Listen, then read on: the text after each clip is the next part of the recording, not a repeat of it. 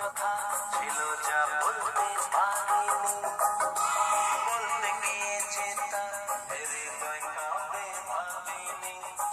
Phone করেছো? হ্যাঁ, কাকে? বাড়িতে হুম, ফোন করো। কেন? তুমি বললে করে ফোন করো।